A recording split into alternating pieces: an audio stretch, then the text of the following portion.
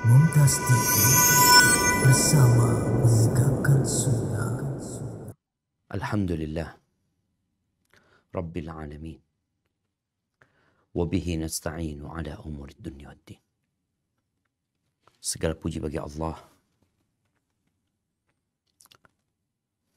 Tuhan semesta alam. Dialah pemilik jagat raya ini. Dialah yang menciptakan kita. Dialah yang mengurusin kehidupan kita. Sejak kita berada di perut ibunda kita. Bahkan sejak kita masih ada di punggung ayah kita. Bahkan sejak waktu sebelum diciptakannya langit dan bumi. Semua sudah dicatat. Maka kita memuji dan memuji Allah atas segala yang Dia berikan kepada kita. Tatkala kita senang, kita mengatakan Alhamdulillah. Tatkala kita susah, kita juga mengatakan Alhamdulillah. Karena sejatinya semuanya indah dan baik. Hanya terkadang kita salah cara memandang. Sehingga sesuatu yang seharusnya mungkin bagi kita tidak disukai. Tapi dapat mengangkat derajat kita. Menghapuskan dosa-dosa kita. Membuat kita jadi lebih baik dalam kehidupan ini. Buat anak-anak yang di pesantren, buat anak-anak yang jauh dari orang tuanya. Mungkin kau berpikir bahwa hidup di tempat itu berat, tidak nyaman, susah, lebih enak di rumah. Kita tahu Nabi Yusuf alaihissalam. Beliau anaknya Nabi,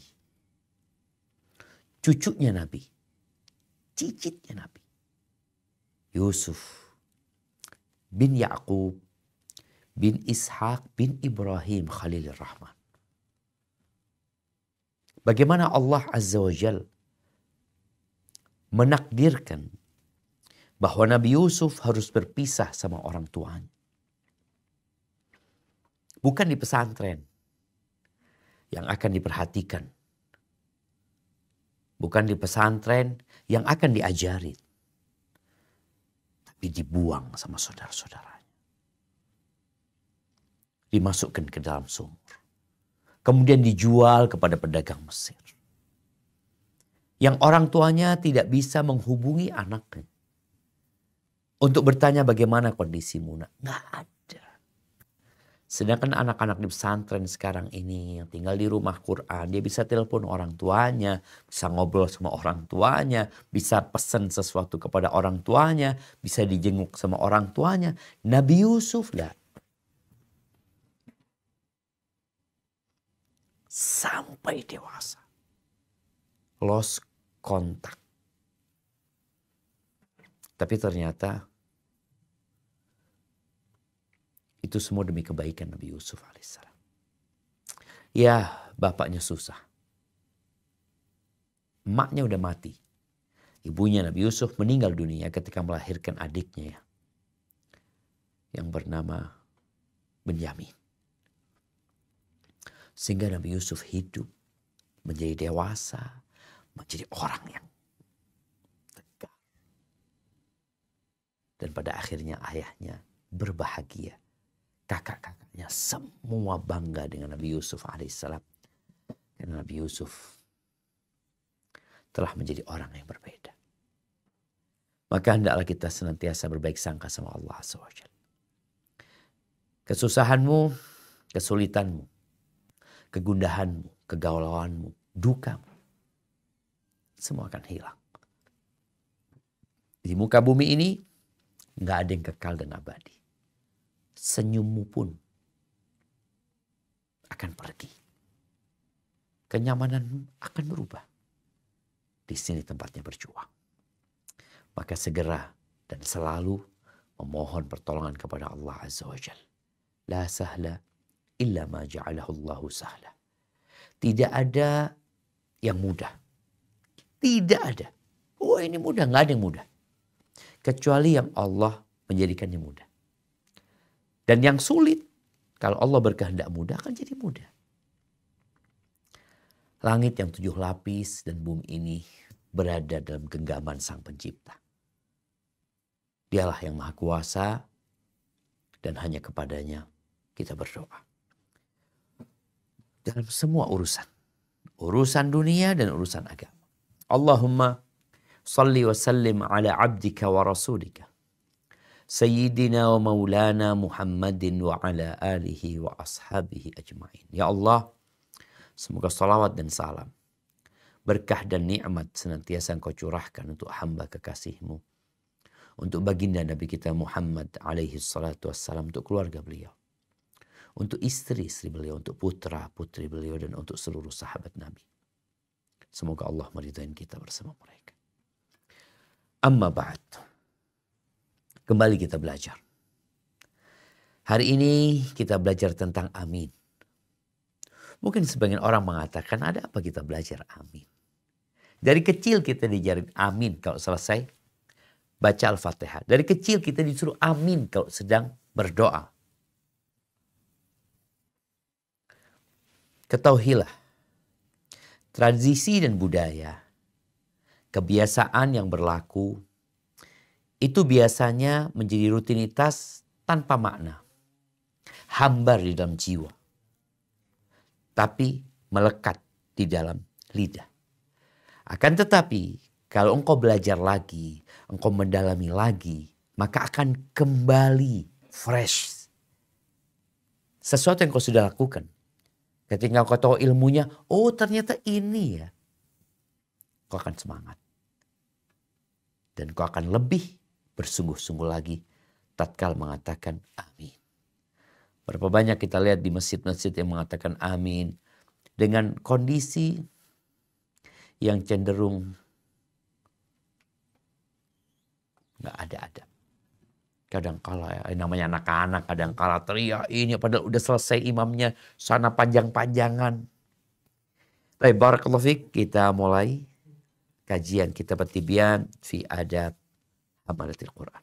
Tafadhali. Pengucapan amin mustahab bagi setiap orang yang telah selesai membaca Al-Fatihah ketika sholat atau di luar sholat mengucapkan amin.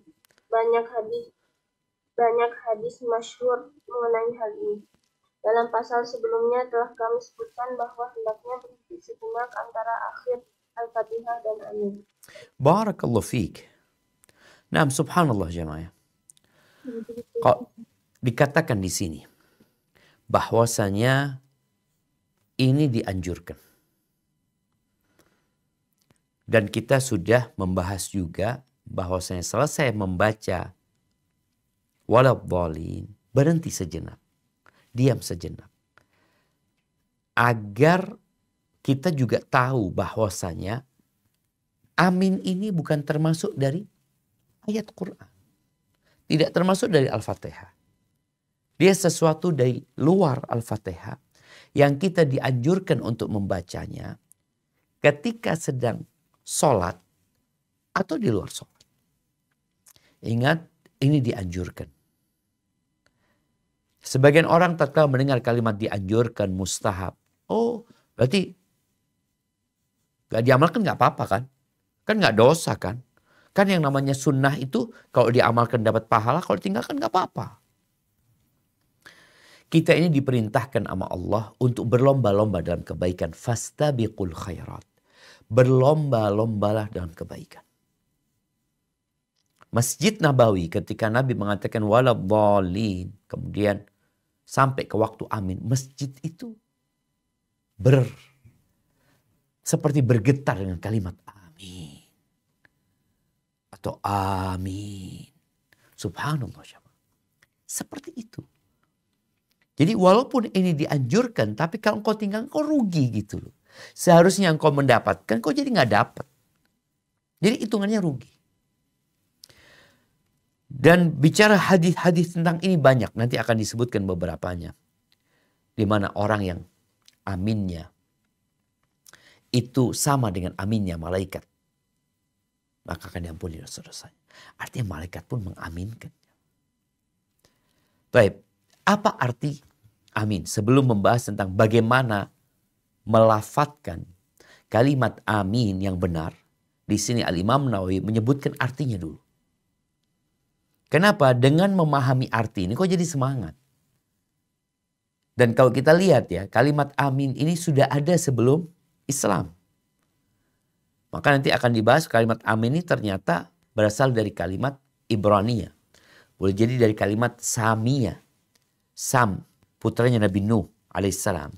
Jadi bahasa kunonya itu. Sehingga ada banyak kata yang diserap oleh bahasa Ibrani, yang diserap oleh bahasa Arab, ya, seperti itu. Di antaranya kalimat amin. Makanya kita mungkin mendengar orang-orang Yahudi, orang-orang Nasrani, ketika mereka berdoa, mereka mengatakan amin.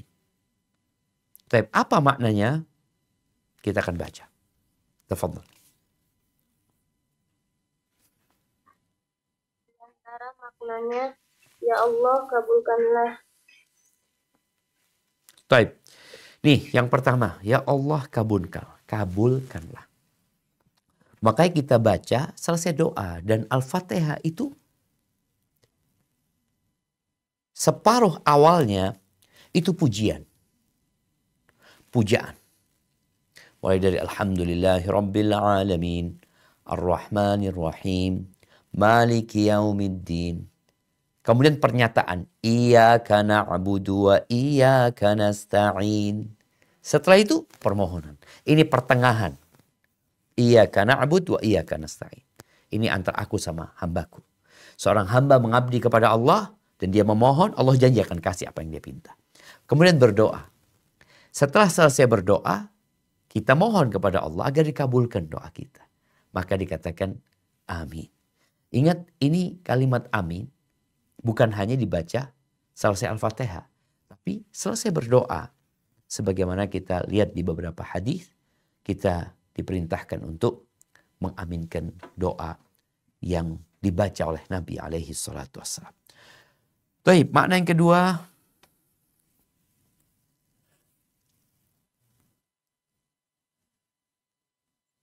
Demikianlah hendaknya dia jadikan. na'am, kadzalika falyakun. Artinya mirip dengan minta dikabulkan. Tapi ini ya seperti itu yang kita inginkan ya Allah. Seperti yang dalam doa itu, ihdinas siratal mustaqim, siratal ladzina an'amta 'alaihim, ghairil maghdubi 'alaihim waladdallin. Lalu kita mengatakan amin. Demikian kita minta itu kayak gini ya Allah, gitu. Kita minta kayak gini. Hendaklah ini yang terjadi ya Allah. Sama sebenarnya permohonan agar Allah menerima apa yang dipinta. Baik. Yang ketiga. Lakukanlah. Nah, ini maknanya lakukanlah. Umpamanya. Lakukan itu ya Allah. Buat kami ya Allah. Jadi tetap mengandung makna tadi. Minta atau memohon agar permintaannya dikasih sama Allah Azza wa Jalla. Agar diinginkan itu diberikan sama Allah Azza wa Jalla. Lalu kita mengatakan amin. Lakukanlah ya Allah. Kasihlah Allah sama kita ya Allah. Baik. Tidak ada yang kuasa atas hal ini selain Engkau. Baik, lanjutkan. Janganlah Engkau menghalangi harapan kami. Terus. Ya Allah, kami mengimani dengan baik. Barakallahu fiik. Kita lihat ini. Tidak ada yang kuasa atas hal ini selain Engkau. Artinya nggak ada yang bisa ngasih itu ya, kecuali Engkau.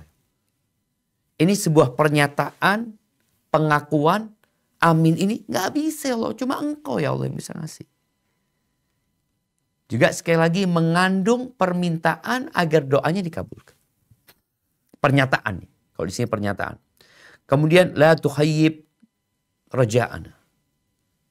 Jangan kau menghalangi harapan kami ya Allah. Nah, jangan kau halangi. Kemudian yang terakhirnya dikatakan, ya Allah kami mengimani dengan baik. Ini tadi kita sebutkan ada pernyataan yang isinya pujian dan ada permohonan. Jadi kalau bicara pernyataan dari mulai Alhamdulillahirabbil alamin yang isinya pengakuan, pemujaan dan pemujian Allah Azza wa Jalla, kemudian terakhir doa. Ini lebih memperhatikan makna yang awal, setengah Al-Fatihah yang pertama. Maka di sini, ya Allah kami mengimani dengan baik. Bahwasanya Engkaulah Ar-Rahman, Engkaulah Ar-Rahim, Engkaulah Maliki Yaumiddin. Baik, dilanjutkan. Ada yang mengatakan itu adalah kekhususan Allah atas hambanya. Dengannya ia membersihkan mereka dari kesalahan-kesalahan. Barakallahu fikum. Ini di antara maknanya, ini sebuah kekhususan milik Allah Azza wa Jalla. Intinya Allah, cuma Allah yang punya itu, kalimat ini. Dan Allah yang membersihkan hamba dari bala, dari petaka, dari Allah subhanahu wa ta'ala. Baik, dilanjutkan. Itu adalah derajat di surga yang berhak diperoleh orang yang mengucapkannya. Merupakan sebuah nama dari nama-nama Allah Ta'ala. Pendapat ini diingkari oleh jumhur serta para muhaqqiq. Baik, barakallahu fiik ya. Kita di sini ada yang berpendapat bahwasanya dia itu adalah derajat di surga. Amin ini. Kemudian mengatakan itu nama Allah Azza wa Jalla. Kalau bicara nama Allah, enggak sahih. Ini diingkarin. Kalau bicara derajat di surga, boleh jadi. Orang yang mengatakan itu akan Allah kabulkan doanya dan Allah berikan tempat di surga bagi dia. Karena orang yang tadi aminnya dia sama waktunya dengan aminnya malaikat, dia akan diampuni dosa-dosa yang terdahulu. Jadi ini bukan nama-nama Allah, bukan nama Allah amin ini ya. Baik, dilanjutkan. Sebuah kota Ibrani yang diarabkan. Ya, sebuah kata Ibrani ya. Lanjutkan. Abu Bakar Al-Wiraq mengatakan itu adalah kekuatan doa dan permohonan atas rahmat. Barakallahu fikum. Taib dan lainnya.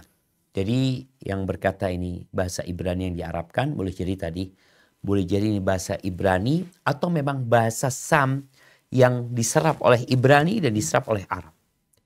Jadi bukan Arab yang ngambil dari Ibrani sebenarnya, tapi karena dua bahasa ini asal muasalnya sama, yaitu bahasa Sam atau Syami. Kemudian yang Ibrani amin dan nanti yang Arab pun pakai amin. Tapi di sini Abu Bakar Al-Warraq rahimahullahu taala ini sebenarnya sebuah kekuatan doa ya, maksudnya kesungguhan doa. Bahwa engkau ketika berdoa amin, ayo ya Allah kasih, ya Allah minta, benar-benar mohon sama Allah Subhanahu wa taala. Barakallahu fiik. Tapi sekarang tentang bagaimana cara pengucapan amin ini yang benar. Tafadhal. Ada beberapa cara baca amin. Yang pertama, para ulama mengatakan yang paling fasih adalah amin dengan memanjangkan dan meringankan baca amin. Baik ya, ini yang pertama. Jadi ingat ucapan A ini dipanjangin. A. Jumhur para qurra, sebelum Anda sebutkan ini, jadi amin ini ingat bukan dari Quran. Maka kita lihat sebagian Ustadz mungkin menyampaikan bahwasanya tidak berlaku hukum tajwid di sini sebenarnya. Karena dia itu bukan dari Quran. Tapi bukan berarti kita nggak boleh pakai tajwid. Boleh. Kenapa tidak boleh? Maka bacaan A-nya ini mad badal ya. Mad badal itu jumhurul qurra seperti mad tabi'i. Jadi dua harokat. Ada yang lainnya, nah baca mereka membolehkan mad badal itu sampai pertengahan atau sampai panjang. Makanya kadang-kadang kita ngelihat ada yang A-nya dipanjangin banget. Bukan dua harokat ya. Bukan amin. Dia mau coba amin. Ya seperti itu. Jadi ini sebenarnya sama dengan yang pertama. Yang dikatakan ini yang paling fasih dengan memanjangkan. Nah, memanjangkan A-nya ada dua tadi. Yang mengatakan mad badal dibaca dengan seperti mat tabi'i 2 harokat saja, maka ya sudah, dia cuma amin. Tapi kalau dia mau panjang-panjangan, itu tadi boleh sampai 4 atau 6 harokat. Adapun minnya diringankan, tidak ditasydid.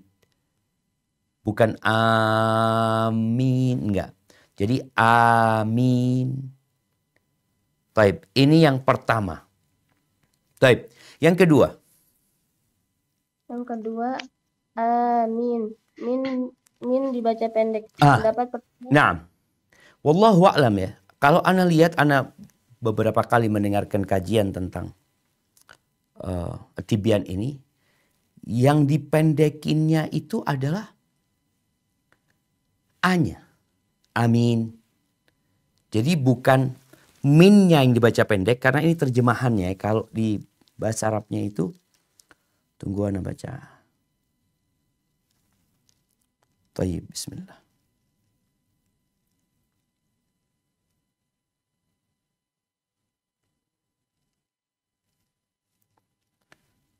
Tayyib, wathaniya bil qasri. Jadi yang kedua ini dipendekin. Apa yang dipendekin? A-nya, bukan minnya. Bukan amin, bukan. Tapi amin. Jadi amin, yang dipendekin A-nya.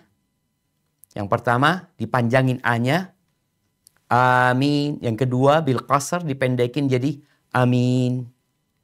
Ini disebutkan yang terkenal. Berarti A-nya itu yang tadi disebutkan ini sebenarnya mad badal, tapi dibacanya pendek. Tapi nanti bisa ana kaji lagi, tapi itu yang ana dengar bahwasanya bukan minnya yang dibaca pendek, mamanya amin, amin. Itu ana belum dapat, walaupun ana pernah mendengar yang seperti itu. Tapi barusan yang dipanjangin itu, karena di awal itu yang dipanjangin adalah di sini disebutkan amin bil maddi. Amin bil maddi. Jadi A-nya yang dimatkan. Kemudian yang kedua bil qasri. Jadi A-nya yang nggak dipanjangin, jadi dipendekin A-nya. Bil qasri. Jadi amin, seperti itu. Baik, lanjutkan.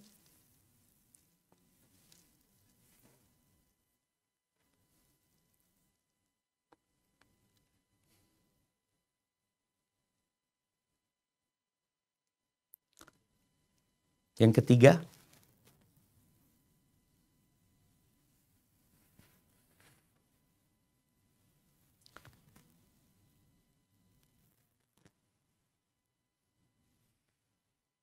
Tafadhali. Masih tersambung.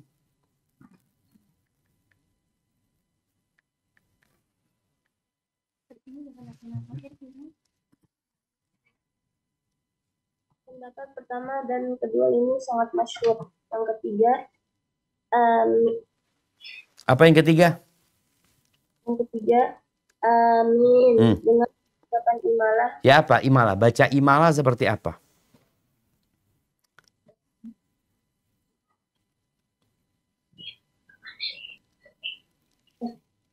Amin. Dengan ucapan imalah. Imalahnya di mana?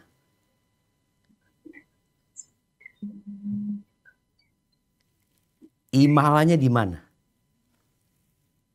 Imalahnya di alif, di hamzah, afwan. Imalahnya itu di hamzah. Gimana kalau baca imalah di hamzah?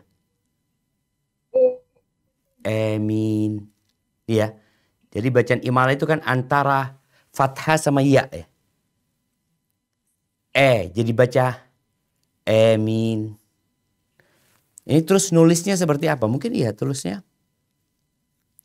bukan A ya, bacanya bukan A karena disebutkan ini bil imalah dengan mad. Jadi di imalah tapi dipanjangin. Ini seperti yang pertama nggak pakai imalah, yang ketiga ini pakai imalah. Amin. Coba dibaca.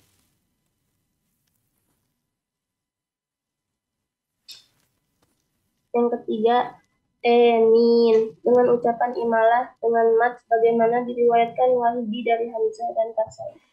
Ini Jadi kita udah dapat 3.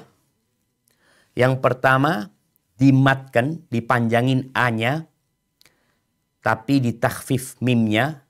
Jadi amin tadi, karena ini mad badal, tadi boleh 2, 4 atau 6. Ada khilaf di situ. Taib. Yang kedua dipendekin. Hamzahnya dipendekin. Jadi amin. Ya-nya tetap panjang. Jadi ya-nya tetap, mimnya tetap panjang ya. Jadi amin, seperti itu. Kemudian yang kedua ini yang masyhur ya. Yang masyhur kita lihat orang bacanya rata-rata seperti ini. Kemudian yang ketiga pakai imalah. Tapi tetap pakai mad. Hamzahnya tetap dipanjangin ya. Amin. Jadi bukan A tapi pakai imalah. Amin. Taib. Ini riwayat sebenarnya diriwayatkan Wahid ini bisa qiraah Hamzah dan Kisai ya. Kasai yang betul Kisai insyaallah, atau mungkin ada bacaan lain nanti. Taib. Yang keempat.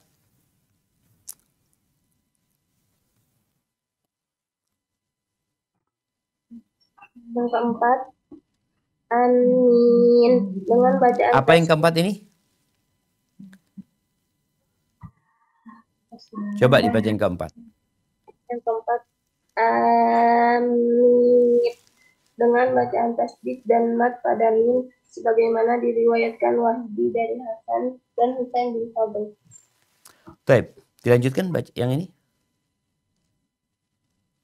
Pendapat ini dikuatkan oleh riwayat dari Ja'far As-Shadiq radhiyallahu anhu. Ia berkata, maknanya adalah orang-orang yang memiliki tujuan padamu dan engkau tidak mungkin menghalangi orang-orang yang memiliki tujuan. Demikian ucapan Wahid. Lanjutkan. Pendapat keempat ini sangat aneh. Kebanyakan ahli bahasa menganggapnya sebagai kesalahan ucap orang-orang awam. Sekelompok ulama mengatakan, barang siapa yang mengucapkannya dalam sholat, maka batalah sholatnya. Allahu Akbar jamaah.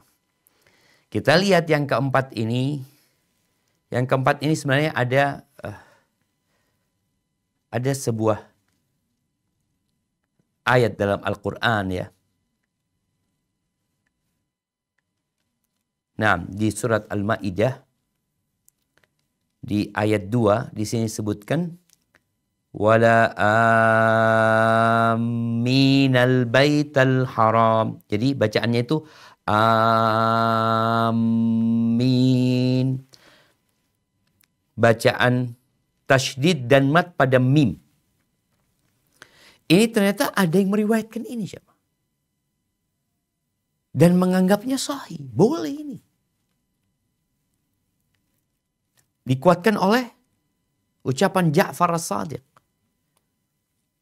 Salah satu dari ahlu baitin Nabi SAW ya. Atau cucu Rasul SAW. Dan apa maknanya sekarang? Kalau ternyata sekali lagi ingat ini bukan termasuk dari Al-Fatihah. Apa maknanya? Ja'far menyebutkan maknanya memang kalau makna aslinya amin. Itu tujuan. Artinya seorang yang menuju ke tempat tertentu. Di sini disebutkan aminal baital haram. Yakni menuju ke Baitullah al-Haram. Taib. Ini ucapan Wahidiyah. Ucapan Wahidiyah. Al-Imam An-Nawawi ya, ini sebuah adab ya. Dari seorang yang berilmu itu, dia tidak mudah menyalahkan. Apalagi ternyata kok ada salafnya sepertinya. Di sini Al-Imam Nawawi mengatakan pendapat ini aneh. Beliau nyebutkan, artinya beliau sendiri yang mendatangkan ucapan ini, beliau sendiri yang merasa ini aneh karena disebut oleh para ulama. Ada dalam buku mereka. Mau tidak mau beliau menyebutkannya juga.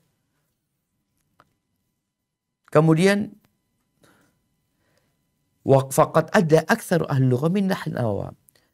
Di sini sekelompok ulama ahli bahasa. Jadi tambahin sekelompok ulama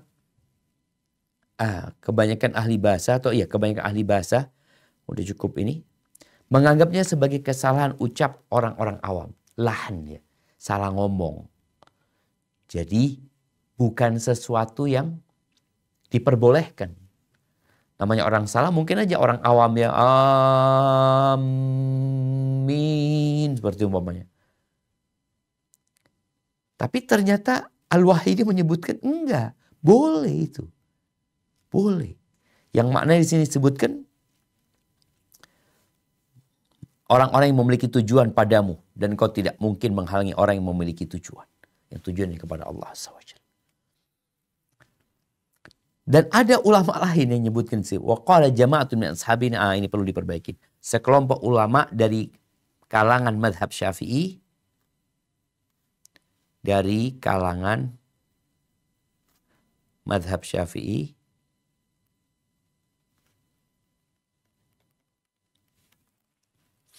dari mana Imam Nawawi mengatakan wa qala jama'atun min ashabina man qalaha fi sholati batalat sholatuhu.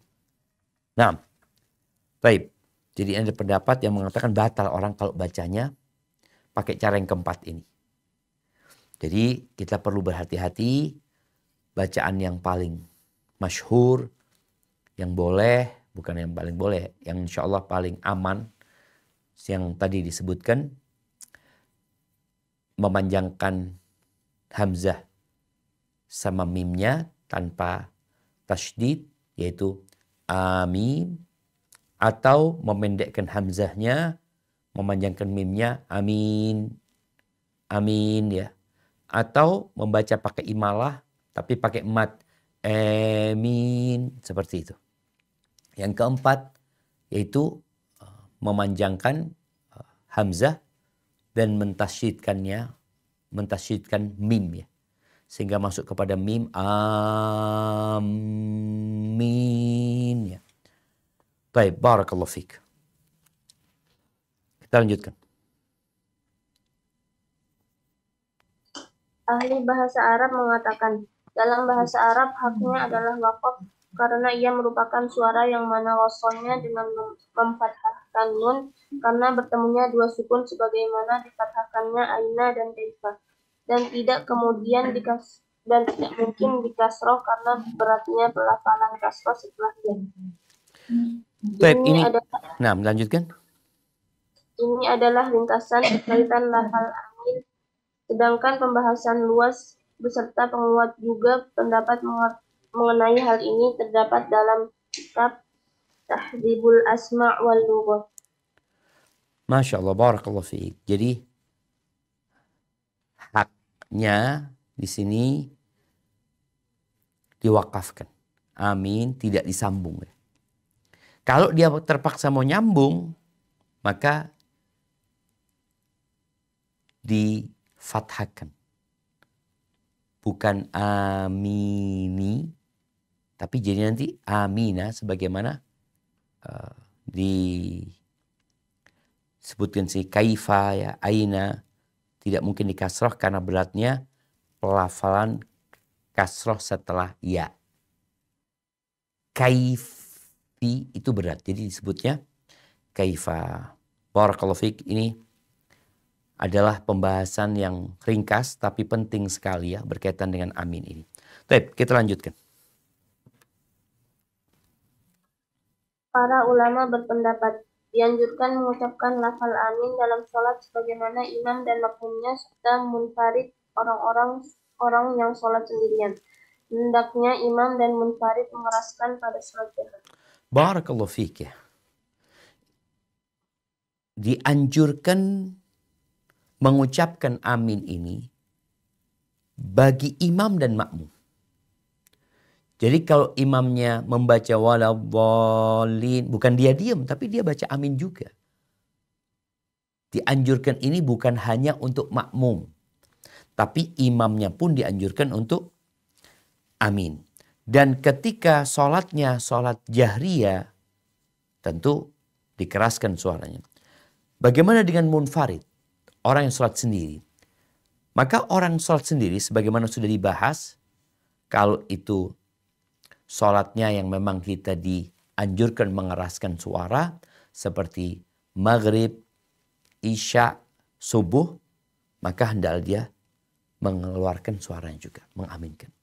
Maka ini buat para perempuan pun yang dia sholat di rumahnya, hendaklah dia memperhatikan amin ini.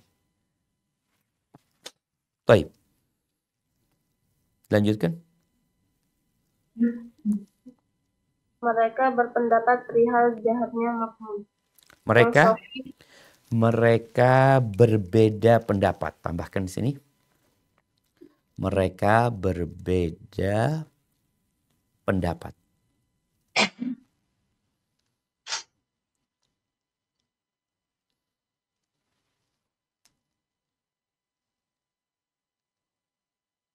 Nah, silakan. Mereka berbeda pendapat perihal jahatnya makmum. Yang sahih, ia mengeraskan bacaannya. Yang kedua, tidak perlu mengeraskan. Yang ketiga, jahar ketika jamaahnya banyak. Jika tidak, maka tidak. Barakallahu fiik. Ini jamaah memang terdapat beberapa pendapat para ulama. Makmum ini, kalau imamnya mengatakan waladhdallin, apakah makmum itu jahar atau tidak? Kalau imam dianjurkan mengeraskan suara. Imam dan yang sholat sendiri dianjurkan. Ketika sholat jahriyah, maka dianjurkan mengeraskan suara. Gimana kalau makmum sekarang? Ada teman-teman yang cerita ketika dia sholat di Turki ya, sholat berjamaah, maghrib sampai kepada akhir Al-Fatihah, dia amin dengan suara keras. Ada suara. Pelan-pelan semuanya. Kenapa seperti itu? Karena memang di dalam madhab Hanafi, mereka lebih menguatkan pendapat yang tidak mengeraskan. Tapi tetap amin ya, cuma tidak dengan suara keras. Di madhab Syafi'i disebutkan di sini terjadi khilaf juga di antara mereka. Cuma yang sahih menurut Al-Imam An-Nawawi disebutkan di sini mengeraskan suara.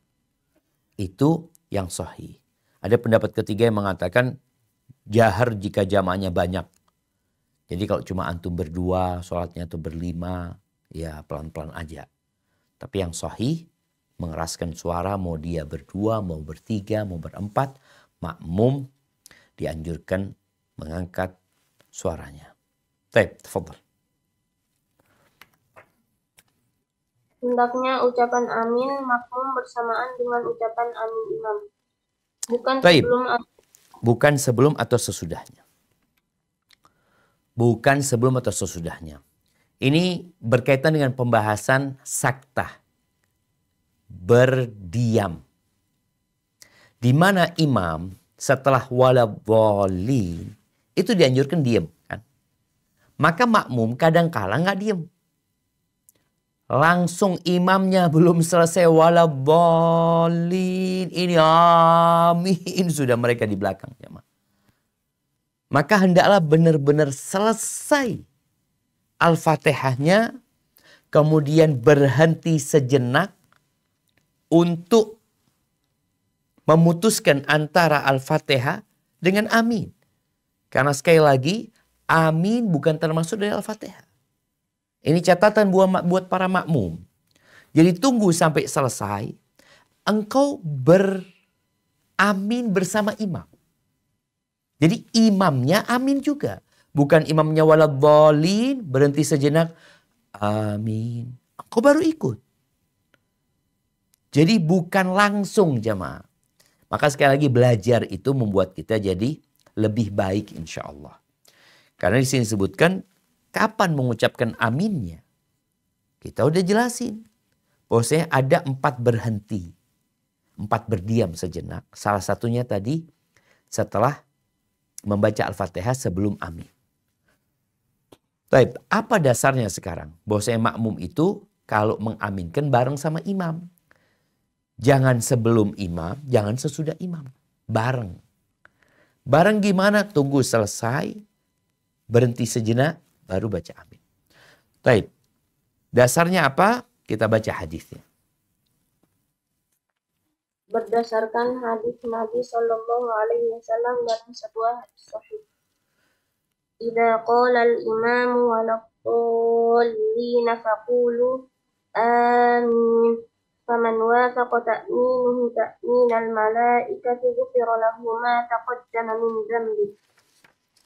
Jika imam mengatakan waladdallin, maka ucapkanlah amin. Barang siapa ucapan aminnya bertepatan dengan ucapan amin para malaikat, maka dihapuskan baginya dosa-dosanya. Baik, lanjutkan. Adapun mengenai sabda Nabi Shallallahu Alaihi Wasallam dalam hadis, "Idza ammanal imamu fa'aminu." Jika imam mengucapkan amin, maka ucapkanlah amin. Maksudnya, jika imam ingin mengucapkan amin, hingga ucapan aminnya bisa berbarengan dengan imam. Tunggu. Baik. Maksudnya jika imam ingin mengucapkan amin. Bukan imam ya. Makmum. Diganti di sini. Jika makmum ya. Jika makmum ingin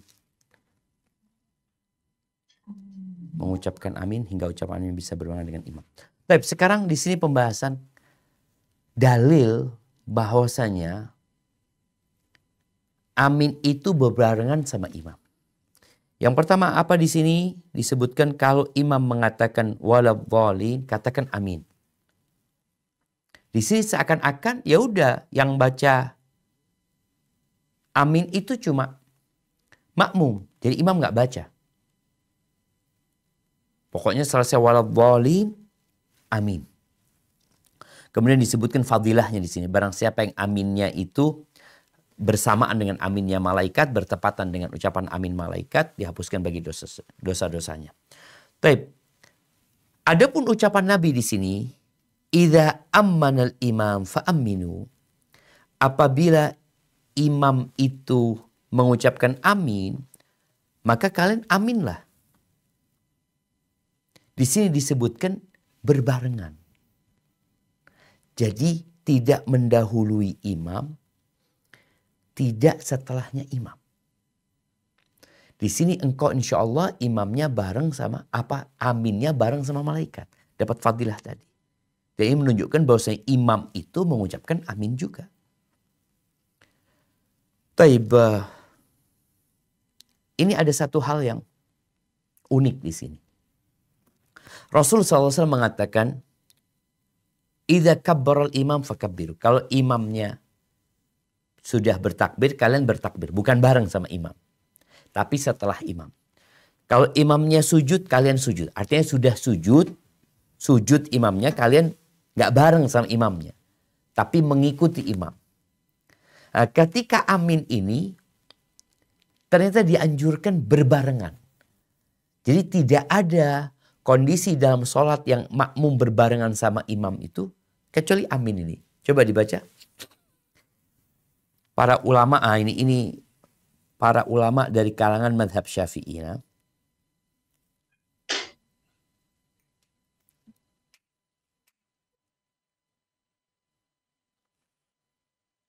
Silahkan. Para ulama dari madhab Syafi'i. Dari mazhab Syafi'i berkata, dalam sholat tidak ada anjuran agar ucapan makmum bersamaan dengan ucapan imam kecuali perkataan amin. Untuk perkataan lain makmum diakhirkan. Iya.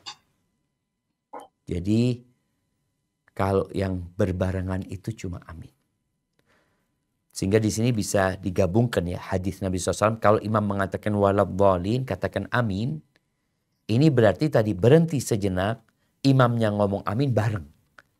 Jadi berhenti sejenak, lalu bareng sama imam.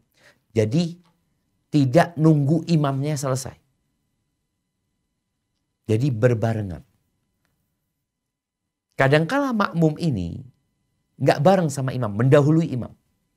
Soalnya imam kan selesai waladhdallin, amin. Dia kan dianjurkan berhenti. Makmumnya enggak. Langsung aja dia mengatakan amin. Barakallahu fiik. Taib, jamaah rahimakumullah, kita akan masuk ke pembahasan sujud tilawah. Ini pembahasan yang cukup panjang sekali ya. Ini pembahasan sebenarnya berkaitan dengan fikih. Tapi Al-Imam An-Nawawi memasukkannya dalam adab membaca Al-Quran karena ada kaitannya dengan bacaan Quran. Di mana bacaan Quran itulah yang tatkala kita membacanya ada perintah untuk sujud. Jadi berkaitan dengan sujudnya, bukan dengan bacaannya sebenarnya. Tapi kita karena membahas tentang adab mereka yang hafal Quran, mau tidak mau dia harus tahu bahwasanya ketika kau membaca ayat ini ada hukum yang harus engkau perhatikan, yaitu sujud tilawah. Kita akan baca muqaddimahnya. Tafadhal. Sujud tilawah. Sujud tilawah termasuk perkara yang ditekankan perhatiannya. Para ulama sepakat mengenai disyariatkannya sujud tilawah. Dan mereka berbeda pendapat mengenai hukumnya sunnah ataukah wajib. Barakallahu fikum ya. Di beberapa masjid, ana masih ingat ya. Ana hadir, kadang-kadang kita tadarus di masjid ya. Baca yang bergantian. Di bulan Ramadan khususnya. Itu di beberapa masjid. Itu mereka nggak sujud tilawah. Ana heran. Padahal masjidnya yang insya Allah masjid itu bermadhab Syafi'i. Al-Imam An-Nawawi, salah satu tokoh dari kalangan ulama madhab Syafi'i, menyebutkan di sini bahwa sepakat. Apa kata beliau? Faqad ajma'al ulama. Para ulama telah ijma bahwa diperintahkan untuk sujud tilawah. Tinggal perintah ini wajib atau sunnah itu dibahas selanjutnya. Yang terjadi di beberapa masjid itu mereka nggak sujud tilawah. Loh kan nggak wajib Ustaz. Mereka mengganti sujud tilawah itu. Dengan apa? Dengan ucapan tasbih. Subhanallah walhamdulillah wa la ilaha illallah wallahu akbar. Subhanallah walhamdulillah wa la ilaha illallah Allahu akbar. Subhanallah walhamdulillah wa la ilaha illallah wallahu akbar. Lalu melanjutkan baca. Waktu itu ana nggak berani mengingkari. Boleh jadi memang itu pengganti dari sujud tilawah. Wallahu a'lam, setelah ana cari, ana buka buku-buku Syafi'i, ana nggak dapetin ya. Mungkin karena kekurangan ana atau ana juga belum baca yang lainnya. Tapi kalau ada yang pernah membaca bahwasanya sujud tilawah itu bisa diganti dengan itu, ana sangat gembira sekali dan berterima kasih kalau memang ada yang seperti itu. Karena dalam beragama ini kan kita tahu al-ilmu qabla al-qawli wal amal. Berilmu dulu sebelum kita berucap dan beramal. Artinya jangan sampai kita mengamalkan sesuatu ternyata loh di mana ya sandarannya? Apa dalilnya? Karena kalau kita sudah mengamalkan biasanya kita itu akan mencari dalil untuk membenarkan. Kenapa? Dilakoni, sudah dikerjakan. Mau tidak mau kita harus tetap mengerjakan. Padahal enggak. Kalau ternyata kita pelajarin, kita kaji. Oh ternyata enggak sahih yang kita lakukan. Ya udah. Karena kembali kepada kebenaran itu lebih baik daripada kita mempertahankan kesalahan kita. Taib. Silakan dilanjutkan. Jumhur ulama berpendapat tidak wajib tetapi mustahab. Ini pendapat Umar bin Khattab, Ibnu Abbas, Salman Al-Farisi, Imran bin Husain, Malik, Auza'i, Syafi'i, Ahmad, Ishaq, Abu Thawr, dan Daud radhiyallahu anhum. Barakallahu fikum ya. Ya, ini yang berpendapat tidak wajib. Jadi jumhur para ulama dari kalangan 4 madhab itu 3 madhab. Syafi'i, Malik, Syafi'i, sama Ahmad. Yang mereka punya salaf. Punya para sahabat terdahulu yang mengatakan tidak wajib. Di antara yang disebutkan salah satu khalifah dari yang 4 khalifah yaitu Umar bin Khattab radhiyallahu taala. Mereka mengatakan mustahab. Tapi ternyata yang mengatakan wajib itu Abu Hanifah. Coba dibaca. Abu Hanifah rahimahullah berkata, hukumnya wajib. Ia berhujjah dengan firman Allah Ta'ala. Fama lahum la yu'minun wa idza quri'a 'alaihimul Qur'anu la yasjudun. Maka mengapa mereka tidak mau beriman? Dan apabila Al-Qur'an dibacakan kepada mereka, mereka tidak mau bersujud. Al-Insyiqaq surat ke-48 ayat 20. Surat ke berapa? Surat ke-84 ayat 20 sampai 21. Iya, ini yang menjadi dalil, menjadi hujjah bagi Abu Hanifah wajib. Karena Allah mengingkari yang nggak mau sujud. Sampai Allah mengatakan, "Fama lahum la yu'minun." Maka mengapa mereka tidak mau beriman? Wa idza quri'a 'alaihimul Qur'an la yasjudun. Kalau dibacakan Quran nggak mau sujud mereka. Berarti orang yang baca ayat sajdah kemudian tidak sujud masuk dalam kategori ayat ini. Makanya ketika baca ayat ini kita disuruh sujud. Nah, sujudnya ini wajib atau sunnah? Abu Hanifah mengatakan wajib. Karena Allah mengingkari orang-orang yang nggak sujud. Dan tidak mungkin ada pengingkaran kecuali atas sesuatu yang wajib. Karena sunnah ini tadi dikerjakan dapat pahala, ditinggalkan merugi sebenarnya kita ya. Tapi nggak sampai dosa. Di ayat ini, kalau bicara wajib, dosa engkau meninggalkan. Taib, ini pendapat Abu Hanifah yang mewajibkan dan dalilnya. Bagaimana dengan jumhur ulama? Silahkan dibaca. Sedangkan jumhur ulama berhujjah dengan hadis sahih dari Umar bin Khattab radhiyallahu anhu bahwa pernah suatu Jumat ia membaca surat An-Nahl di atas mimbar. Ketika sampai pada ayat sajdah, beliau turun kemudian sujud, dan orang-orang pun sujud. Pada Jumat berikutnya, beliau kembali membaca surat tersebut, dan ketika sampai pada ayat sajdah, beliau berkata, "Wahai kaum muslimin, sesungguhnya kita melewati ayat sajdah. Barang siapa bersujud, maka ia telah melakukan hal yang benar. Dan yang tidak melakukan sujud, maka ia tidak berdosa. Sedangkan Umar tidak melakukan sujud." Hadis riwayat Abu Hurairah. Lanjutkan. Perkataan dan perbuatan Umar radhiyallahu anhu ini merupakan dalil yang jelas dalam masalah ini. Nah, kita lihat ya. Bagaimana Umar bin Khattab sebagai seorang khalifah dari khalifah Nabi SAW yang kita diperintahkan untuk mengikutinya. Ternyata dia memberikan contoh di depan para sahabat yang lain. Boleh jadi memang ada yang berpendapat itu wajib, sebagaimana pendapat Abu Hanifah. Maka di sini Umar bin Khattab radhiyallahu taala anhu memberikan contoh di mana dia membaca ayat ke-49 dari surat An-Nahl ya. Dia baca surat An-Nahl ketika sampai ayat ke-69 ya. Walillahi yasjudu ma fis samawati wa ma fil ard min dabbatin wal malaikatu wa hum la yastakbirun. Di Jumat pertama sujud. Bayangkan Umar ini sedang di atas mimbar ceramah.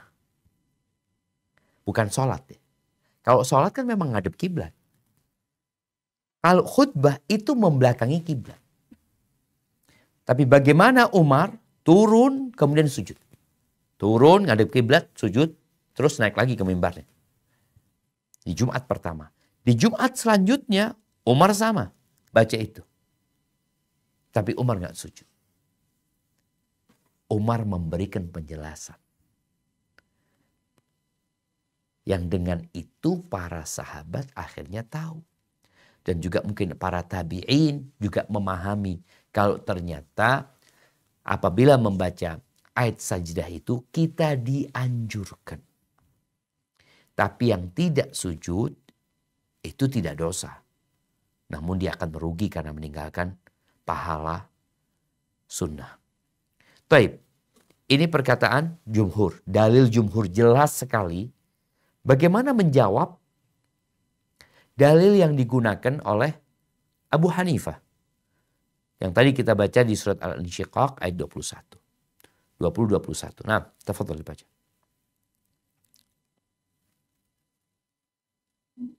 Jawaban untuk ayat yang dijadikan hujjah oleh Abu Hanifah rahimahullah sudah jelas karena maksud dari tercelanya mereka sebab tidak mau bersujud karena mendustakan.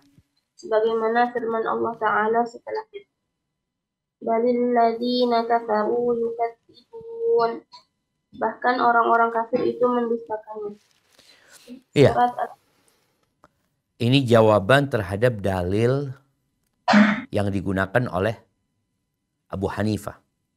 Jadi jamaah rahimakumullah, ketika ada dua pendapat dan kita ingin memilih salah satu dari pendapat tersebut, harus ada penguat. Kenapa engkau menguatkan yang berpendapat sunnah? Loh, ada dalilnya. Baik, dalilnya perbuatan Umar. Baik, yang mengatakan wajib punya dalil juga. Apa jawabanmu terhadap dalil ini? Maka disebutkan bahwa pengingkaran yang ada di surat Al-Insyiqaq itu karena mereka mendustakan. Ketika Allah mengatakan fama lahum la yu'minun wa idza quri'a 'alaihimul qur'anu la yasjudun. Ini kan mengingkari yang enggak mau sujud. Tapi di ayat ke-22 Allah sebutkan balil ladzina kafaru yukadzibun. Mereka itu mendustakan. Sedangkan orang yang beriman enggak mendustakan, dia percaya. Dia beriman bahwa Al-Quran kalamullah.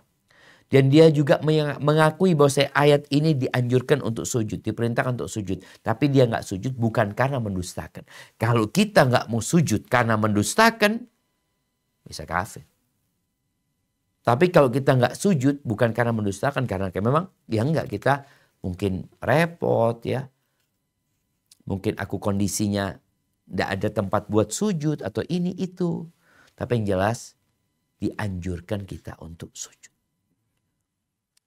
Baik, dilanjutkan. Terdapat riwayat dalam As-Sahihain dari Zaid bin Thabit radhiyallahu anhu bahwa ia membaca surat An-Najm di hadapan Nabi Shallallahu Alaihi Wasallam dan ia tidak melakukan sujud. Terdapat pula riwayat bahwa Nabi Shallallahu Alaihi Wasallam melakukan sujud pada ayat sajadah surat An-Najm. Masya Allah, barakallahu fiik. Ya kalau kita lihat di sini, kalau tadi Umar bin Khattab yang mempraktekkan. Dengan dia membacakan kemudian dia sujud. Ternyata di dalam riwayat Bukhari Muslim, ada praktek dari Nabi SAW.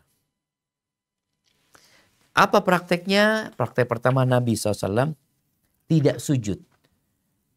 Ketika Zaid bin Thabit membacakan surat An-Najm. Di akhir surat An-Najm ada perintah untuk sujud. Nabi nggak sujud. Zaid tidak sujud dan Nabi tidak sujud. Karena ada yang mengatakan, oh karena yang baca nggak sujud, maka yang dengarkan nggak harus sujud. Tapi kan Nabi SAW tidak menyuruh Zaid untuk sujud. Nanti ada pembahasan, itu tadi yang dianjurkan untuk sujud itu yang baca dan yang mendengar. Tapi kalau yang membaca tidak sujud, yang mendengar nggak sujud. Di sini kan yang pertama Nabi mendengarkan Zaid bin Thabit membaca surat An-Najm. Sampai ayat sajadah Zaid nggak sujud, Nabi nggak sujud. Tapi para ulama menyebutkan kalau wajib mesti Zaid disuruh sujud sama Nabi SAW. Baru Nabi akan sujud bareng Zaid. Tapi Nabi tidak menyuruhnya. Kemudian juga ada riwayat ini Nabi sendiri SAW di mana Nabi SAW beliau sujud pada ayat saja di surat An-Najm. Artinya beliau sujud dan ketika bersama Zaid beliau nggak sujud dan tidak menyuruh Zaid untuk sujud. Menunjukkan bahwa itu tidak wajib. Taib, ada berapa dan di mana saja ayat-ayat sajdah tersebut? Insya Allah kita akan bahas pada pertemuan yang akan datang. Insya Allah mudah-mudahan kita bisa menyelesaikan. Masya Allah ini panjang sekali pembahasan tentang ayat sajidah jamaah. Pada pertemuan yang akan datang insya Allah. Barakallahu fiik. Mungkin kita masuk ke sesi tanya jawab kalau memang sudah ada pertanyaan yang masuk. Barakallahu fiik. Alhamdulillah, barakallahu fikum ya Ustadz. Wa jazakallahu khairan atas materinya. Untuk selanjutnya kita akan masuk ke sesi tanya jawab. Untuk yang pertama, pertanyaan yang masuk di chat room Zoom. Assalamualaikum warahmatullahi wabarakatuh. Izin bertanya Ustadz, Ana biasa sholat berjamaah dengan anak murid privat Ana. Ana sudah pernah memberitahukan jika Al-Fatihah selesai, ucapkan amin. Meski Ana juga mengucapkan amin. Awalnya mengikuti, namun lama-kelamaan tidak mengikuti ucapan amin lagi. Ana tidak tahu dia mengucapkan amin juga, tapi tidak keras atau tidak mengucapkan. Jika tidak mengucapkan, apakah sholat murid Ana ini sah, Ustadz? Masya Allah. Nah, barakallahu fiik. Iya, alhamdulillah jamaah. Tadi kita sudah membaca bahwa saya membaca amin itu dianjurkan. Bukan diwajibkan. Di dalam sholat dan di luar sholat. Kalau mereka nggak baca amin, maka sholatnya tetap sah. Karena yang menjadi rukun dari sholat itu adalah bacaan Al-Fatihah. Bukan termasuk amin. Karena sekali lagi amin bukan termasuk dari Al-Fatihah. Namun sebagai seorang guru mengingatkan anaknya. Jadi memang jemaah ada orang yang jadi makmum itu pikirannya kemana-mana. Dia memikirkan ini itu. Jadi sampai amin pun dia nggak amin. Maka di sini dikasih anjuran kalau tadi di awal diingatkan lama-kelamaan kok nggak kedengeran ya. Apakah dia ikut mazhab yang berpendapat tidak mengeraskan suara sehingga dia amin tapi tidak keras, atau memang dia tidak amin? Maka tanyakan tadi amin nggak? Kalau dikatakan amin, Ustazah kata dia, tapi dalam hati. Kan banyak ya orang-orang ini kalau dikatakan ya antum kok nggak salam antum. Antum kok nggak salam, antum kok nggak jawab salam. Bahwa dalam hati. Ingat, mengucapkan salam, mengucapkan amin, itu amalan lisan. Sehingga harus keluar dari lisan dan didengar oleh telinga. Dan kita juga sudah membahas bahwa saya al-jahr dan israr ya. Membaca jahar itu yang didengar sama orang lain. Membaca dengan sirri itu dibaca sendiri, didengar sendiri. Bukan memperdengarkan orang lain. Intinya mau jahar mau sirri tetap ada yang keluar dari lisan kita. Maka mungkin yang perlu dilakukan oleh seorang ustazah, seorang guru memberikan pengarahan kepada anak-anak. Kemudian juga tadi bagaimana melafalkan amin itu sudah disampaikan. Hadza wallahu a'lam bissawab. Jazakallah khairan Ustaz. Untuk selanjutnya pertanyaan dari salah satu santriwati RQ Ustaz. Nah, tafadhal.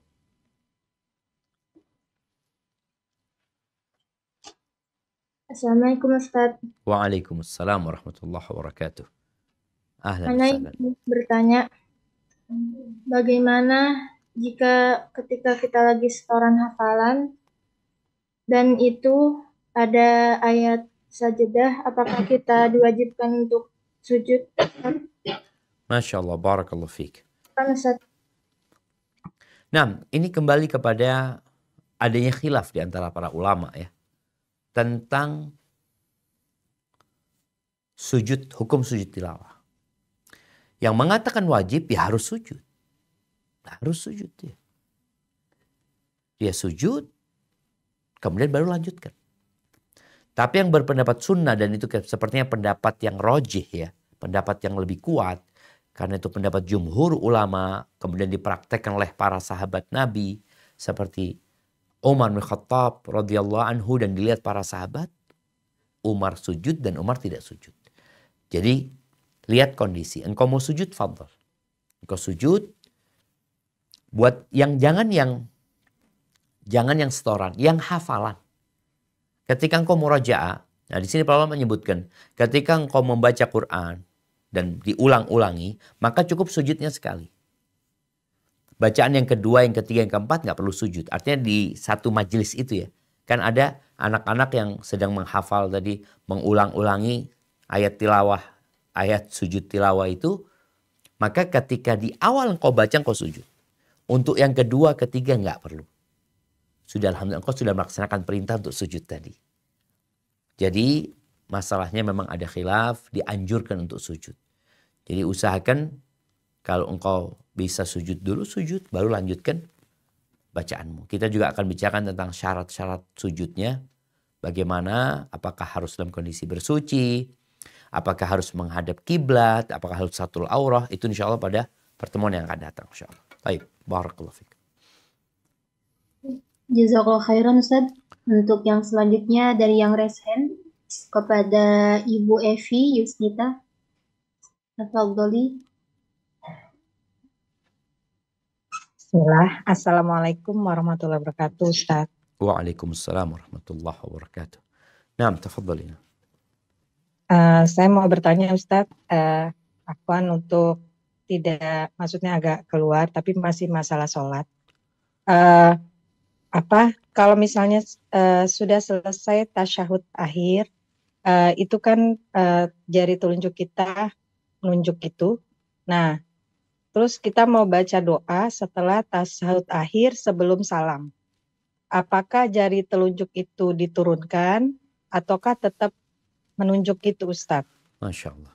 Nah, kalau untuk doanya, apakah doanya hanya yang dianjurkan atau bolehkah lebih dari ada beberapa doa gitu untuk diucapkan, Ustaz? Masya Allah. Ya. Siap, barakallahu fiik. Barakallahu fiik. Naam, ahibati fillah. Berkaitan dengan jari telunjuk ya. Apakah kita turunkan setelah tasyahud? Apakah kita menaikkannya hanya ketika asyhadu an la ilaha illallah wa asyhadu anna Muhammadan abduhu wa rasuluh, atau kita menaikkan tasyahud kita sejak awal sampai akhir? Ini masalah khilaf dan masalahnya sebenarnya dianjurkan ya. Baik, kalau bicara ketika kita selesai membaca sholawat, bukan selesai membaca tasyahud ya, tapi selesai membaca sholawat, innaka hamidum majid, lalu kita mau doa nih. Apakah kita turunkan atau kita tetap? Insya Allah yang lebih kuat tetap. Karena dengan ini kita berdoa. Dengan jari telunjuk ini kita berdoa. Oleh karena itu ada ulama yang berpendapat dianjurkan menggerakkan tangannya, berdoa dengan tangannya. Berdoa, Allahumma inni as'alukal huda wattuqa, atau Allahumma inni a'udzubika min adzabil qabri. Jadi menggerakkan tangannya dalam posisi dia berdoa dengan tangannya tersebut. Jadi yang diem pun insya Allah lebih dianjurkan tidak menurunkan tangannya. Tapi kalau dia turunkan nggak apa-apa sebenarnya. Tapi dia tetap dengan jari telunjuknya berdoa. Ketika dia membaca doa, Allahumma inni a'udzubika min adzabil qabr wa min adzabi jahannam, atau Allahumma a'inni ala dzikrika wa syukrika wa husni ibadatika. Kemudian pertanyaan kedua, apakah doa itu boleh ditambah? Boleh. Apa saja doanya, yang penting yang baik, dan doa-doa yang diajarkan oleh Allah dalam Al-Quran dan oleh Nabi SAW. Kau mau baca doa apa? Karena Nabi SAW mengatakan, فَلْيَتَخَيَّرْ, hendaklah dia memilih. Jadi kalau namanya memilih ya banyak doa, silahkan pilih. Bolehkah pakai bahasa Indonesia? Yang lebih utama adalah doa yang ma'thur ya. Doa yang sudah diajarkan oleh Allah dan Rasulnya, itu yang seharusnya kita baca. Kalau engkau mau baca doa lain, maka hendaklah tetap dengan bahasa Arab. Kalau engkau nggak mampu dengan bahasa Arab, boleh jadi engkau akhirkan doamu selesai sholat, tidak dalam sholat. Walaupun sekali lagi ada yang berpendapat kalau memang nggak mampu dengan bahasa Arab, diperbolehkan bagi dia untuk berdoa dengan bahasa Indonesia atau bahasa yang dia ketahui. Ini agar kita selamat dari perselisihan yang terjadi, karena ada yang mengharamkan membaca doa dengan bahasa selain bahasa yang sudah diajarkan oleh Allah dan Rasulnya ketika dalam sholat. Hadza wallahu a'lam bishawab. Jazakallah khairan Ustaz. Untuk yang selanjutnya, yang masuk di chatroom Zoom, tapi sedikit ya keluar dari tema, tapi seperti ini mungkin sangat penting bagi yang bertanya Ustaz. Assalamualaikum warahmatullahi wabarakatuh Ustaz. Waalaikumsalam warahmatullahi wabarakatuh. Bagaimana seorang istri mengganti atau membayar mut puasa Ramadan ketika sedang hamil dan menyusui? Di mana kalau ditotalkan itu ada 3 kali. 1 tahun hamil, 2 tahun menyusui. Dan bagaimana sikap suami untuk mengajarkannya kepada istri agar mengganti atau membayarnya? Mohon penjelasannya Ustaz. Masya Allah, barakallahu fiik. Naam, ahibati fillah. Seorang wanita berbeda dengan laki-laki dari beberapa ajaran ya, dalam beberapa syariat, beberapa hukum ya. Kalau kita tahu perempuan dia berhenti sholat, libur sholatnya karena sedang datang bulan, tapi dia nggak mengganti sholatnya. Ketika dia sedang tidak berpuasa, maka dia mengganti puasanya. Hukum asalnya adalah mengganti puasanya. Dan wanita ini memiliki keistimewaan ya, karena memang kondisi dia. Kata Nabi SAW, "Idza shallatil mar'atu khamsaha." Apabila wanita sholat yang 5 waktu. Gak ada sunnah nih, cuma yang 5 waktu dia jaga dengan baik. Wa shamat syahra, dia puasa Ramadan. Kalau dia punya utang dia bayar. Karena Ramadan, dia kadang-kala orang gak puasa para wanita. Gara-gara ada halangan.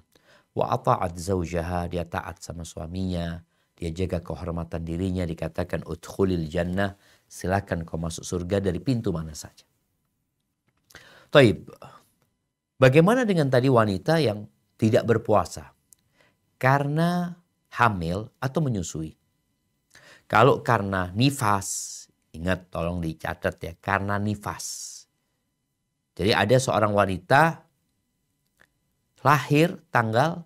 kelahiran tanggal 1 Ramadan. Full Ramadan dia gak puasa. Bukan karena dia melahirkan. Bukan karena dia menyusui. Tapi karena dia gak boleh puasa. Dia gak boleh puasa. Jadi hukum puasa buat dia gak boleh pada waktu itu. Karena ini sedang nifas. Maka dia wajib mengganti puasanya. Wajib mengganti puasanya. Ketika wanita datang bulan, umpamanya dia menyusui tapi dia datang bulan. Ketika dia datang bulan, dia itu nggak bisa puasa. Dia mau puasa nggak bisa, nggak boleh. Maka utangnya itu dia meninggalkan puasa karena nifas atau karena datang bulan. Itu wajib mengganti puasanya. Adapun yang karena hamil dan karena menyusui, jumhur ulama berpendapat dia tetap ganti sama puasa, bukan dengan fidyah. Walaupun ada pendapat yang seperti itu. Tapi jumhur ulama dari kalangan imam yang 4 itu, mereka berpendapat bahwasanya dia wajib mengganti puasa dengan puasa. Kecuali dalam kondisi dia nggak mampu. Seperti orang yang sudah tua renta, orang yang sakit, yang nggak diharapkan sembuhnya, ya udah buat orang yang kayak gitu nggak kuat dia puasa. Maka dia membayar fidyah.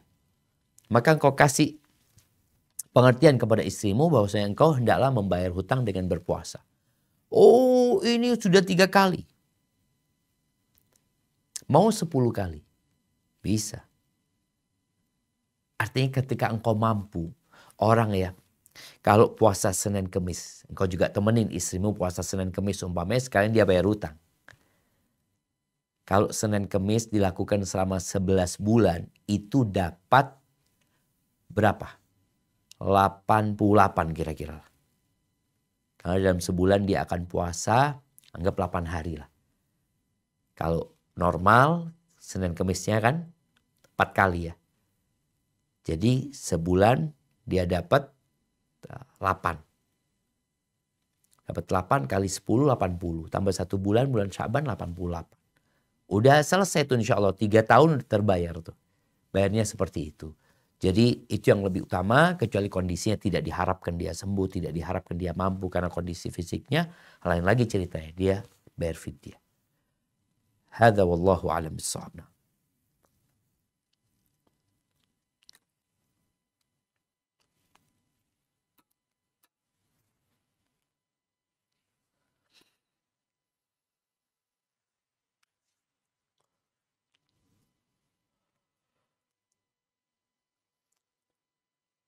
Tafadhali.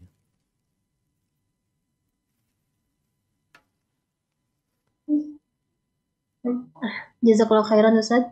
Untuk selanjutnya dari yang raise hand kepada Ibu Mia, tafadhali.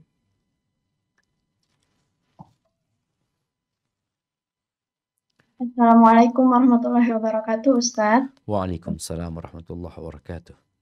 Iya, Ustadz Ahmad izin bertanya. Kemarin kan Ana ini kebetulan lagi main di rumah, di tempatnya teman Ana, dan maksudnya ini nggak ada niat ya Ustadz ya.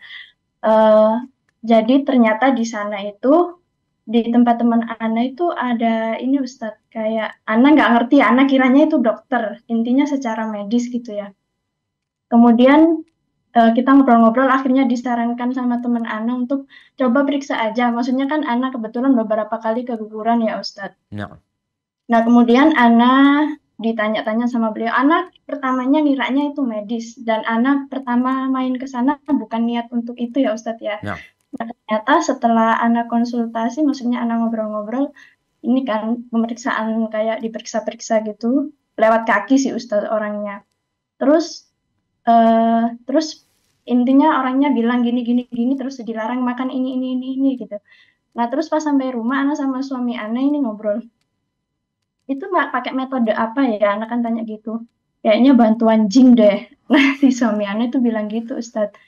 Iya, maksudnya kan ada beberapa temen juga di situ dan beliau itu kayak bisa ngelihat si orang ini tuh pernah punya penyakit ini. Maksudnya memang beliau itu tahu dan teman anak pun ada yang terheran-heran. Kok bisa ya orangnya tahu gitu. Intinya seperti itulah Ustadz. Nah terus anak jadi kepikiran, ini anak termasuk mendatangi dukun atau gimana ya Ustadz, dan kepikiran apakah sholat anak diterima ataukah bagaimana gitu Ustadz. Terus untuk larangan-larangan dari beliau, ya ini cuman bicara apa? Ini sih Ustadz kayak masalah makanan yang pada umumnya aja, maksudnya hindari makan seafood, ayam dan gitu-gitu aja sih Ustadz, nggak yang gimana-gimana, nggak ada syarat gimana-gimana. Itu bagaimana ya Ustadz ya? Barakallahu fiik ya. Jazakallahu khairan Ustadz. Barakallahu fiik ya. Semoga semangatnya untuk memurnikan imannya, menguatkan tauhidnya, dijaga sama Allah Azza wa Jalla. Karena banyak orang yang gak peduli ya. Dia mau berangkat kemanapun, yang penting yang dia inginkan dia dapatkan. Pengobatan alternatif, mau yang syar'i, mau yang gak syar'i, pokoknya tujuan dia tercapai. Padahal seorang muslim itu tidak boleh melangkah kecuali langkah dia diperbolehkan dan diridhai oleh Allah Subhanahu wa taala. Baik. Kalau bicara tadi orang ini nggak ketahuan dia medis atau dia dukun umpamanya. Kalau bicara dia nggak tanya yang aneh-aneh. Biasanya model-model dukun itu akan tanya nama ibunya, nama ininya, nama lahir, tanggal lahirnya ini dan itu. Karena ada yang berpendapat bahwasanya dari sana bisa diketahui. Padahal enggak. Tapi kalau dia pegang kaki, kemudian diperiksa kakinya, kemudian dikatakan kok kayaknya punya ini, punya itu, itu ternyata secara medis bisa. Jadi anak kadang-kadang dipegang kaki anak sama kawannya, dia apa istilahnya refleksi dia. Dia pegang, Ustadz kayaknya perutnya nggak enak ya. Ustadz kayaknya kena ini ya. Ustadz kena ini. Jadi ternyata ada titik-titik di kaki kita, mungkin di tangan kita, yang lewat sana orang yang ahli itu akan dapat menebak. Maka dia menanyakan, kayaknya engkau punya ini, engkau punya ini. Seperti jadi hal-hal yang memang ternyata bisa dibuktikan secara medis, maka nggak ada masalah, dia bukan dukun. Tapi kalau yang dia hanya dengan melihat umpamanya, melihat pun mungkin orang bisa tahu ya, engkau kayaknya sakit ini. Dari mana kelihatan matamu agak sayu ya, ini itu umpamanya. Jadi bukan menerawang sesuatu yang dibalik wujud yang hadir ini. Jadi insya Allah nggak ada masalah yang seperti itu. Dan wallahu a'lam kalau dikatakan dia mau pakai dukun ini, pakai jin umpamanya, kalau ternyata dia nggak menanyakan kepadamu hal yang aneh-aneh, insya Allah aman. Ada dukun yang separuh medis. Jadi kalau orang dilihat orang ini berpendidikan, yang orang ngerti agama, oh dia pakai medisnya. Tapi kalau orang ini ternyata orang yang gak sholat, ini itu dia pakai perdukunannya. Ada model yang seperti itu. Jadi tetap berhati-hati dan semoga kalau bicara sholatmu engkau khawatir. Yang kalau ternyata memang dia benar dukun dan tadi engkau disebutkan engkau gak sengaja ke sana dan bukan untuk tujuan itu. Semoga Allah mengampuni dosa-dosa kita dan hendaklah kita senantiasa bertobat kepada Allah SWT. Barakallahu fiik, sepertinya kita menuju ke kuis ini. Nah,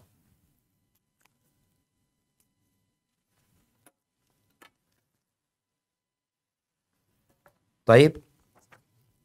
Sudah siap pertanyaan pertama buat anak-anak di rumah Quran? Udah siap belum? Nah, Ustaz, insya Allah. Baik. Sebutkan 4 macam pembacaan amin dan mana yang paling masyhur? Sudah nggak lihat siapa yang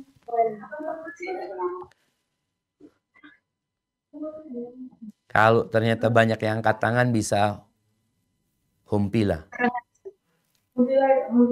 Kenapa Ustaz? Ustaz? Bisa humpila mereka. Bisa. Oh, nah sebentar Ustaz, karena banyak yang angkat tangan.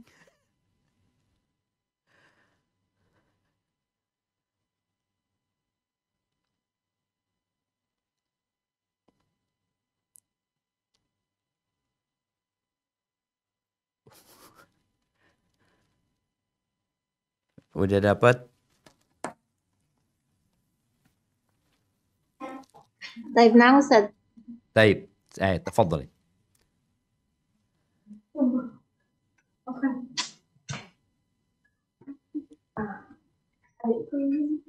Yang pertama, para ulama mengatakan yang paling fasih adalah amin dengan memanjangkan dan meringankan bacaan min. Min. Amin. Oke, yang kedua? Yang kedua, amin. Hah? Min dibaca pendek, pendapat pertama, dan kedua. Yang kedua, A-nya yang dibaca pendek. Oh, yang kedua A-nya. Diperbaiki, bukunya itu diperbaiki. Jadi, amin. Yang kedua, A-nya yang dibaca pendek.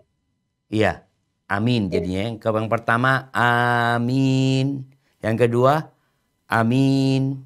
Ya. Oke, yang ketiga. Yang ketiga, amin. Enggak, salah. Yang ketiga dibaca imalah. A-nya yang dibaca imalah.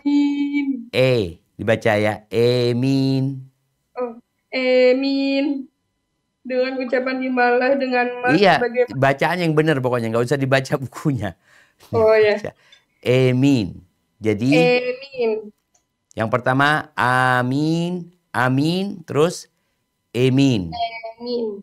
Emin. Type yang keempat. Amin. Amin ya. Type. Ya, hanya panjang jadi kayak tasydid. Ditasydid, mimnya ditasydid. Type, barakallahu fiik. Nah, ini menang humpila bah hola ini. Menang, bukan curang, beneran menang. Taib, yang kedua, pertanyaan yang kedua. Buat yang di mana? Di Zoom ya. Buat yang di Zoom. Ya. Apa dalil Abu Hanifah mengatakan bahwasanya sujud tilawah itu wajib?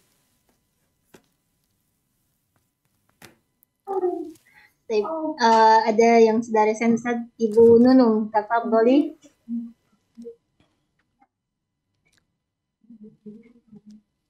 Kepada Ibu Nunung. Assalamualaikum warahmatullahi wabarakatuh. Waalaikumsalam warahmatullahi wabarakatuh. Nah, tafadhal. Ya, dalilnya Abu Hanifah mewajibkan dengan ayat surat 84 2021 Insyikok. Iya. Insyikok ayat. Apa bacaannya? Nah. Bahwa kalau dibaca Al-Quran wajib bersujud dan Allah mengingkari orang-orang yang tidak mau bersujud di ayat 22. Baik, barakallahu fiik ya. Naam, fama lil ladzina kafaru. Apa ayatnya tadi? فما لهم لا يؤمنون. Naam, fama lahum la yu'minun wa idza quri'a 'alaihimul Qur'anu la yasjudun. Maka ini menjadi dalil bahwasanya sujud tilawah adalah wajib ya. Barakallahu fik, itu mungkin dapat kita kaji pada kesempatan kali ini. Semoga menambah kita ilmu, dan harapan Anda buat para santriwati, tolong ketika kajian bukunya disiapin. Jadi tadi tuh ada hal-hal yang perlu diperbaikin di buku itu, diperbaikin. Karena terus terang orang yang belajar dari kitab saja, boleh jadi ada hal-hal di kitab itu yang butuh penjelasan. Seperti pelafalan amin. Karena penulisan apalagi dalam terjemahannya agak sulit gitu. Maka tolong dicatat, diperbaiki, sehingga nanti nih para santriwati yang udah belajar At-Tibyan bisa mengajarkannya kepada adik kelasnya umpamanya nanti. Diajarin tentang bagaimana adab-adab ya, khususnya berkaitan dengan bacaan Quran. Baik, barakallahu fiik. Sampai berjumpa kembali, semoga senantiasa dalam lindungan ilahi. Ana kembalikan ke moderator, jazakillah khair.